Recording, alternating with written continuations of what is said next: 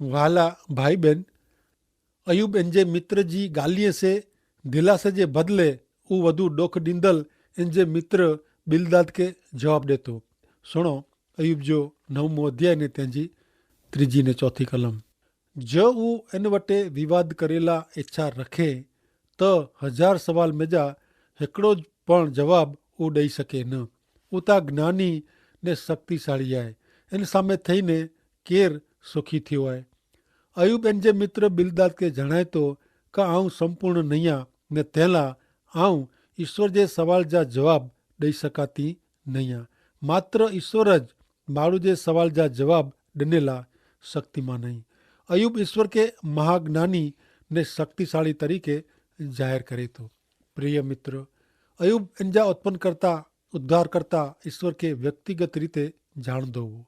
तंहिंला ऊ ईश्वर जेकी आहे ऊ जणाए रहियो आहे। यसाया जो 40 अध्याय तंहिंजी 13 ने 14 कलम में लखल आहे कि केर ईश्वर जो आत्मा मापी ॾिने आहे ने इन जो मंत्री थईने इनके केर सिखाए। ऊ केर सलाह इनके ॾिने, केर इनके सम्झण ॾिने ने न्याय जे मार्ग जो शिक्षण ॾेईने ज्ञान सिखाए, केर इनके बुद्धि जो मार्ग जणाए। अॻियां 21-24 में पण जणाइए था कि कुरो ऐं नथा जाणो ऐं नथा सुणो। दुनिया जी शुरूआतनू आंखे ख़बर मिलई ना आहे करो। पृथ्वी जो पायो विझ में आयो त्यारनू ऐं सम्झो नथा। उता पृथ्वी पर जे नभो मंडल ते विराजमान आहीं ने इनजी नज़र में इनजा रहवासी टीड़ समान आहीं। ऊ मलमल जे पर्दे वारे जी आकाश के पसारीए था। ऊ रोण लायक तंबू वारे जी इनके ताणीए था। मित्र, ईश्वर के व्यक्तिगत धोरणे ओळखी सघाजे था। ईश्वर साथे सीधे सीधो संबंध रखदल व्यक्ति ज ईश्वर के जाणी सके थो। हाणे नेरी वॻिया अयूब जे 9 अध्याय जी 5-8 कलम में करो चवनि था। ऊ डूंगर के खसेड़ीए था ने जॾहिं ऊ पंहिंजे कमनू ऊंधो वारे थो तॾहिं इनके इनजी ख़बर पए नथी। ऊ धरती के हलाईने पंहिंजी जॻह मथां खसेड़े थो ने इनजा स्तंभ ध्रोॿे था। ऊ सूरज के आज्ञा करे त ऊ उगे नथो ने तारे के बंदि करी छाप मारे थो। ऊ हिकिड़ो आकाश के विस्तारे थो ने दरिये जे मोजे मथे हलचल करे थो। हिन वचन में अयूब ईश्वर केर आहे ने ऊ कहिड़ा आहीं ऊ ज़ाहिर करे थो। ईश्वर अजायब जहिड़ा उत्पन्न करता आहीं। हेवर अयूब इनके पंहिंजा सर्जनहार तरीके ओळखे थो ने मित्र वटे ज़ाहिर करे थो। यसाया जो 40 अध्याय ने 26 कलम में लखल आहे का आंजी नज़र ओची करीने नेरियो। ऊ मेड़े तारा केर उत्पन्न किए। ऊ महाशक्तिशाली ने बरूका आहीं। तंहिंला पंहिंजे पराक्रम मां कम से उन जा संख्याबंद सैन्य के ॿाहिरां कढी अचे थो ने ऊ मिणी जा ना गिनी ने ॿोलाईअ था ने हिकिड़ो पण रही वञे नथो। हाणे नेरियूं अयूब जो 9 अध्याय ने तंहिंजी 9 ने 10 कलम। ऊ सप्तर्षि मृगर्षि ने कृतिका जो ने दक्षिण जे नक्षत्र जो सर्जनहार आहे। ऊ अगम्य महाकृत्य हा अगणित चमत्कारिक कर्म जो करता आहे। अयूब ईश्वर के सजे विश्व जा सर्जनहार तरीके जाहिर करे थो। गीत शास्त्र 19 अध्याय ने 1 कलम में चए था का आकाश देव जो गौरव प्रसिद्ध करे थो ने अंतरिक्ष इन जे हथ जो कम दर्शाइए था। ईश्वर सूरज जो सर्जन कयो आहियो, दरिये के बनायो आहियो, तारा नभो मंडल नक्षत्र ने आकाश गंगा जो उन्हीं सर्जन कयो आहियो।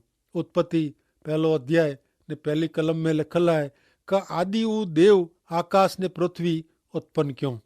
तंहिंला सृजन ऊ सर्जनहार न आहे। सूरज के न पण सूरज ने सजे विश्व जा कर्ता उत्पन्न करता ईश्वर जो भजन करे जी ज़रूर आहे। सृजन जो न ऊ जाणे तो क पिंड ईश्वर जी सर्वश्रेष्ठ सर्जन आहे ने तंहिंला ऊ इनके मात्र इन जे सर्जनहार जो भजन करे जो आहे। सृजन जो न। पुनः नियम जो पुस्तक 4 अध्याय 15-19 में चए था क तंहिंला पंहिंजे बारे में संभाल रखो की क होरेब में यहोवा भड़के में जा आ साथे बोलिया उन ॾींहुं ऐं कोई पण जात जो आकार ॾिठो न रखे ने ऐं बूंदा थईने कोई आकृति जे आकार जी कुतरेली मूर्ति बनायो। एतिरे नर क नारी जी प्रतिमा अथवा पृथ्वी पर जे कोई पशु जी प्रतिमा क हवा में ओडंदल कोई पक्षी जी प्रतिमा કે જમીન તે પેટે હલદલ કોઈ પ્રાણીજી પ્રતિમા અથવા પૃથ્વી પર નીચે જે પ્રાણીજી કોઈ મચ્છીજી પ્રતિમા અહીં બનાવ્યો ને રખેને આકાશ તરફ તોજી નજર ઓછી કરીને સૂરજ ચંદ્ર ને તારા એતરે સજો ગગન મંડળ કે જેકે તોજો દેવ यहोवा तो जो देव आकाश नीचे मेरे लोक के वेची देनो आयो उन्हीं के नेरी ने तू आकर साइए ने उन्हीं जी पूजा कहिए। अयुब 9 अध्याय 11-14। ऊ मुवटा वने तो तपण आओ इनके डेसा न तो वरी ऊ अज्ञा हल्ले दो वने तो पण आओ इनके डेसी सका न तो ऊ जली गने तो इनके केर रोक दो इनके केर पोछंदो कि तू करो कहिए तो ईश्वर पिन जो कोप पाछो नहीं खेंचीए अभिमानी के मदद करींदल इन वटे नमी वेंदा तडे इन वटे जवाब डिनेला ने इन बेरी गाल करे में योग्य शब्द चूंटी कढेला आऊं केतरो असक्त अहियां। मित्र कलम 10 ने 11 में अयुब ईश्वर के आत्मस्वरूप तरीके निरंकारी लिखे तो योहान 14 अध्याय ने 24वीं कलम में चहता क ईश्वर आत्मा स्वरूप अहीं ने झुको इन जो भजन कहिए उन्हीं जो भजन खरे दिल से ने सच्चाई से क्यों खपे। माड़ू ईश्वर के नेरी सके न तो ईश्वर के अखिए से नेरी सकाजे नता पण ईश्वर जो अनुभव करी सकाजे तो बाइबल जणाए तो क ईश्वर आत्मा है ने आत्म स्वरूप है ईश्वर के नेरी सकाजे नता। ज कोई व्यक्ति एड़ो चे का आऊं ईश्वर के डेठा तो ऊ खोटो है। ईश्वर पिंड के पिंजे पुत्र प्रभु यीशु ख्रिस्त में प्रगट क्यों आयो एड़ो ईश्वर जो वचन जाहिर करे तो पवित्र ग्रंथ बाइबल में योहान 14 ने 7वीं कलम में प्रभु यीशु ख्रिस्त जणाइए था कि ज अहीं मुके ओळखो तो अहीं मुझे पिता के पण ओळखंदा ने हाणे नु अहीं उन्हीं के ओळखो था ने अहीं उन्हीं के ॾिठो आहियूं। ते सिवाय पण बाइबल में कोलोसिये के पत्र 1 अध्याय ने 15वीं कलम में जणाए में आयो है कि ख्रिस्त अदृश्य देव जी प्रतिमा है। मित्र ईश्वर के मेळवेला ने ईश्वर जो अनुभव करेला प्रभु यीशु ख्रिस्त मथे विश्वास कहणो घणे जरूरी है। हाणे अॻियां सुणो अयुब जो 9 अध्याय ने 15 ने 16वीं कलम। ज आऊं न्यायी वां त पण आऊं इनके जवाब ॾियां आऊं मुझे न्यायाधीश के आजीजी कई हुई ज आऊं इनके बोलायो वो ने ऊ मूंखे जवाब ॾिने वे त पण आऊं मञियो न वो का ऊ मुंहिंजो सॾु सोए आहे। अयुब वटे ईश्वर के जवाब ॾिने जी शक्ति न आहे। ईश्वर न्यायी आई ने मात्र न्यायी ईश्वर ज अयुब जे सवाल जा जवाब ॾेई सघनि था।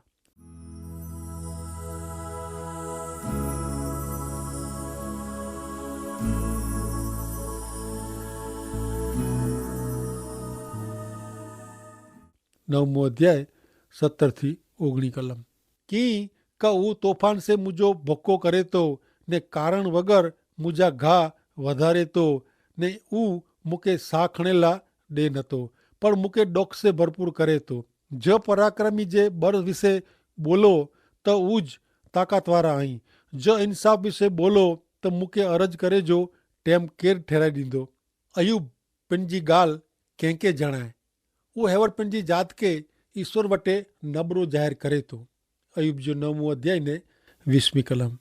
ज आऊं निर्दोष वां त पण मुझे पिंजे मोसे आऊं दोषी ठहंदो ज आऊं संपूर्ण वां त पण ऊ मूंखे भ्रष्ट ठहिराईंदो। मित्र अयुब घणे सत्य हक़ीक़त जणाए वञे थो। अयुब चए थो कि जकी आऊं संपूर्ण आहियां अहिड़ो आऊं दावो कईंदो वां त पण मूंखे मुंहिंजो मोह दोषी ठहिराईंदो। अयुब पिंड ईश्वर वटे निर्दोष माण्हू आहे अहिड़ो चए नथो पण ऊ भ्रष्ट ने साव नकामो आहे अहिड़ो नथो चए। ऊ ईश्वर वटे पंहिंजो बचाव करे सघे नथो। मित्र अॼु घणे लोग पवित्र बाइबल जा ईश्वर जा वचन जाणे नथा तंहिं लाइ उहो अहिड़ो मञे था कि असीं ईश्वर वटे उभा रोबो ने ईश्वर जो धारा धोरण नियम साचवी रखबो ने ई ईश्वर के प्रसन्न करीबो पण ही वीचार फक्त छेतरामणी जो ने खोटो आहे। अयुब पिंड ईश्वर वटे उभो रहीने पिंड के न्याय ठहिराई सके थी न आहे। अयुब जाणे थो कि मूं में कीअं खासो न आहे आऊं पाप के वहेचायलो आहियां।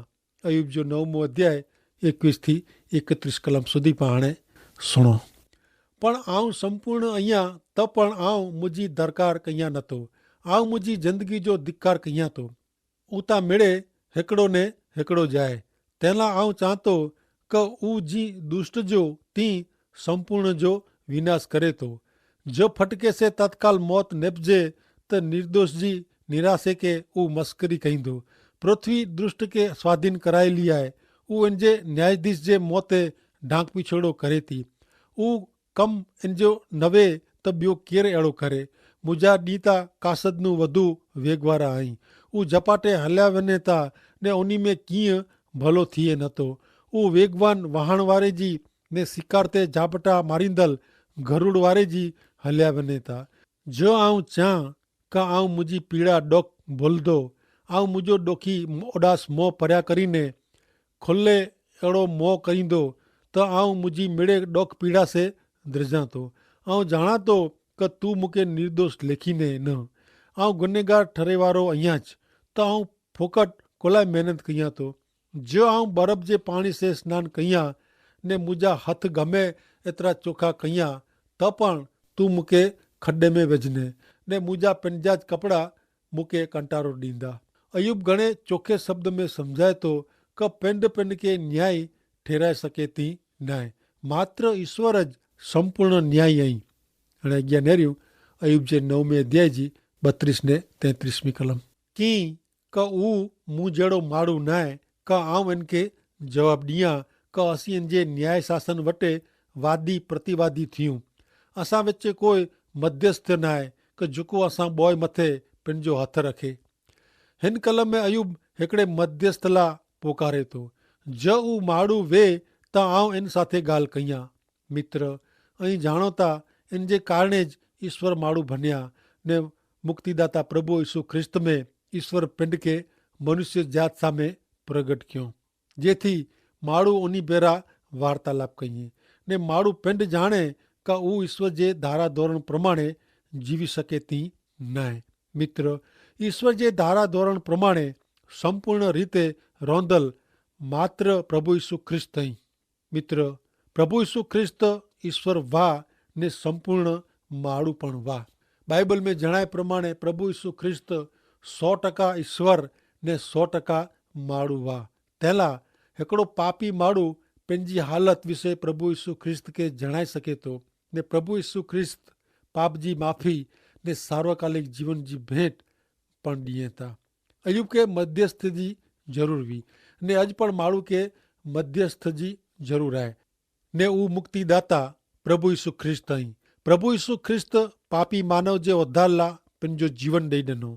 ई प्रभु यीशु ख्रिस्त मरण जे कारणे पापी मानव खे जीवन मिले थो। पवित्र ग्रंथ बाइबल में जणाए प्रमाणे ईश्वर हिकिड़ा जई ने ईश्वर वटे माण्हू खे कोठी अचींदल पण हिकिड़ा जई एतिरे यीशु ख्रिस्त आई उनी मिड़े माण्हूअ जे उद्धार लाइ पंहिंजो अर्पण कयो। प्रिय मित्र आंजो हथ यीशु ख्रिस्त जे हथ में रखो। प्रभु यीशु ख्रिस्त आके तारींदा। प्रभु यीशु ख्रिस्त मानव के ईश्वर विच हिकिड़ा ने हिकिड़ा ज मध्यस्थ आई उनी पंहिंजे शरीर में आंजो समाधान ईश्वर साथे थिए अहिड़ी योजना ने व्यवस्था कयो हुयो। तंहिं लाइ आके प्रभु यीशु ख्रिस्त मथे विश्वास करी आंजे हृदय में प्रभु यीशु ख्रिस्त के स्वीकारे जा आई। प्रभु यीशु ख्रिस्त सजी मानव जात जा उद्धार करता आई। हिन ॻाल्हि खे टेको ॾींदे बाइबल में प्रेसित जा कम ना जो पुस्तक तंहिंजो 4 अध्याय ने 12वीं कलम में लिखल आहे क उद्धार मात्र उनी मार्फते मिले थो कारण जंहिंसे पंहिंजो उद्धार थिए अहिड़ो ॿिए कंहिंजो पण ना ईश्वर सॼी दुनिया में माण्हूअ खे ॾिनो नयो। प्रभु यीशु ख्रिस्त मार्फते उद्धार मिले थो अहिड़ो जणाए में आयो आहे। मित्र ई जॾहिं ईश्वर ज मानव जात जे उद्धार लाइ अहिड़ी व्यवस्था कयो हुयो तॾहिं माण्हू खे कुलाए अहिड़ी व्यवस्था खे न स्वीकारणी पए। प्रभु यीशु ख्रिस्त ते विश्वास करियो ने ऐं ने आजो कुटुंब जो उद्धार थींदो। 10वें अध्याय में पण अयूब पंहिंजी हालत विषय बिलदाद ने इन जे मित्र खे जणाए थो। त सुणो अयूब जो पुस्तक तुंहिंजो 10मों अध्याय ने तंहिंजी 1 ने 2 कलम। मुंहिंजो जीव ज़िंदगी से कंटारी वियो आहे। आउं तो खुले मोह से ॾुखी थींदो ने मुंहिंजे जीव जी पीड़ा में बोलंदो। आउं ईश्वर खे चवंदो कि मूंखे दोषी न ठहिरायो, तूं मूं साम्हूं कुलाए झगड़ो कईं थो, उहो मूंखे वताए। अयूब वटि कोई मध्यस्थ न आहे, तंहिं लाइ इन जी अरज ईश्वर वटि रजू कईंदड़ कोई न आहे। तंहिं लाइ उहो कंटारो ने खार ज़ाहिर कईंदे पिंड भेरो ॻाल्हि करे थो, पिंड बबड़ाट करे थो। उहो घणे कंटारी वियो आहे, इनू हाणे सहन थिए नथो। तंहिं लाइ उहो खुले मुंहं से ॾोख ज़ाहिर करे लाइ मङे थो। पण मित्र, ही पुस्तक पां पूरो कयूं एतिरे ॼाणबो कि ईश्वर इनखे इनजे मिड़े सवाल जा जवाब ॾींदा। ईअं अयूब हाणे ईश्वर वटि पंहिंजी अर्ज़ ने फरियाद रजू करे थो।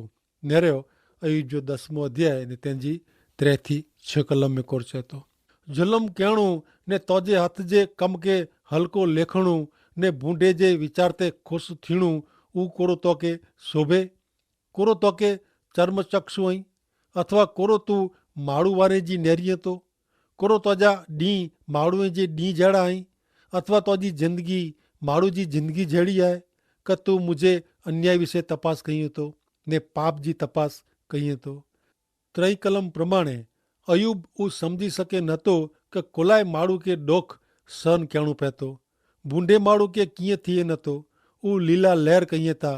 मित्र, अॼु पण ख़ासो माण्हू हीउ सवाल करे थो कि कुलाए मूंखे ॾोख आहे ने उन माण्हू खे मज़ा आहे। अहिड़े सवाल जा जवाब पवित्र ग्रंथ बाइबल में 2 जॻह ते ॾिने में आया आहिनि।